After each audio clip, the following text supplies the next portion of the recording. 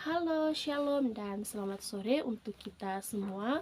Pertama-tama, perkenalkan nama saya Angela Selmeti Pabalik. Saya dari program studi bimbingan dan konseling Kristen angkatan 2021. Di sini saya akan mereview kembali materi-materi yang telah dibahas dalam mata kuliah pengembangan anak berbakat. Ya, berangkat dari pengertian anak berbakat. Anak berbakat merupakan anak yang memiliki potensi atau kemampuan yang luar biasa dalam bidang tertentu. Nah, anak berbakat juga dapat didefinisikan sebagai anak yang memiliki tingkat kecerdasan yang lebih tinggi daripada anak normal pada umumnya. Nah, kemudian bakat apa sih yang sering tampak dan menonjol pada anak berbakat ini? Nah, hal-hal yang tertentu yang menonjol pada anak berbakat adalah anak-anak yang mengetahui tanpa adanya latihan. Contohnya seperti ini. Ada anak usia 5 tahun. Nah, di mana anak 5 tahun ini sebenarnya belum fasenya untuk belajar contohnya matematika, tetapi IQ-nya atau pikirannya dia pandai bermatematika. Nah, itu salah satu bakat anak yang memiliki bakat dan kemampuan yang tinggi. Nah, adapun karakteristik anak berbakat, yang pertama, belajar secara mandiri, di mana di sini anak berbakat tidak memerlukan banyak bantuan dari orang-orang di sekitarnya untuk melakukan sesuatu, tetapi dia akan melakukan sendiri. Kemudian yang kedua, belajar dengan cepat dan mudah. Nah, biasanya anak-anak berbakat ini daya pikirannya atau daya tangkapnya itu berbeda dengan anak yang lain. Anak berbakat akan cepat menangkap, memahami apa yang ia lihat, apa yang dia dengar, dan apa yang ia amati. Kemudian memiliki prestasi akademik yang tinggi.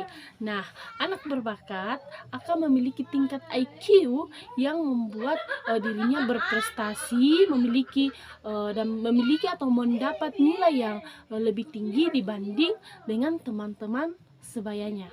Nah, kemudian kita masuk pada poin yang berikutnya, yaitu cara mengidentifikasi anak berbakat. Nah, ada beberapa cara atau ada beberapa tahap yang dapat kita gunakan untuk mengidentifikasi anak berbakat. Yang pertama, kita dapat melakukan tes prestasi. Yang kedua, kita dapat menggunakan tes kecerdasan.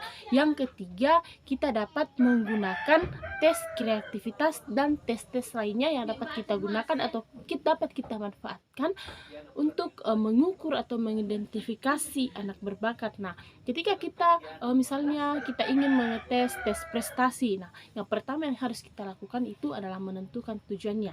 Tujuannya itu apakah kita ingin mengetes pemahamannya atau kita ingin mengetes kecerdasannya.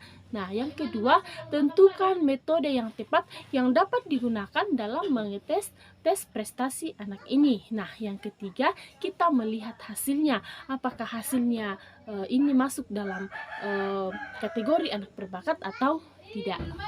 Kita lanjut pada poin yang berikutnya, yaitu tantangan yang dihadapi oleh anak berbakat.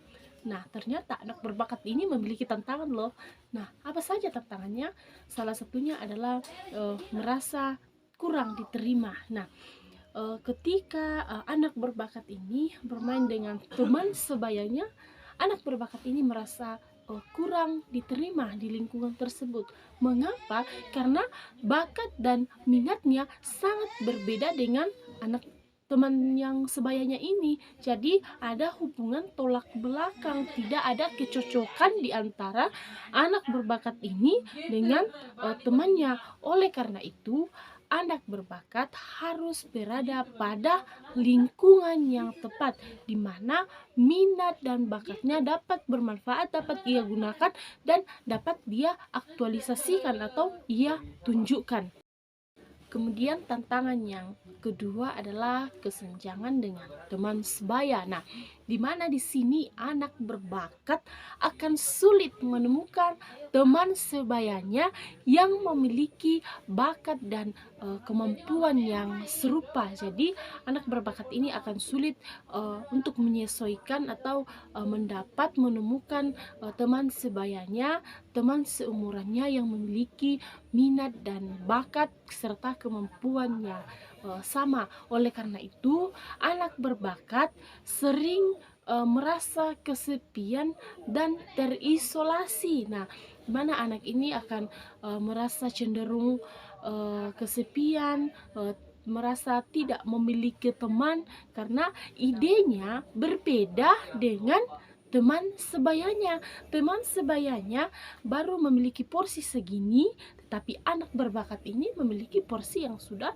cukup lumayan besar atau tingkatnya lebih di atas dari teman sebayanya ini. Itu yang dimaksud dengan kesenjangan dengan teman sebaya, di mana tidak ada pertemuan antara minat dan kemampuan anak berbakat dengan teman sebayanya. Nah, ternyata ada kegiatan yang dapat dilakukan oleh anak berbakat untuk meningkatkan potensi dirinya.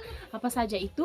Yang pertama, pelajaran ekstrakurikuler. Nah, di mana anak berbakat ketika mengikuti kegiatan-kegiatan ekstrakurikuler misalnya di sekolah, ini akan membantu anak berbakat untuk semakin meningkatkan potensi dirinya.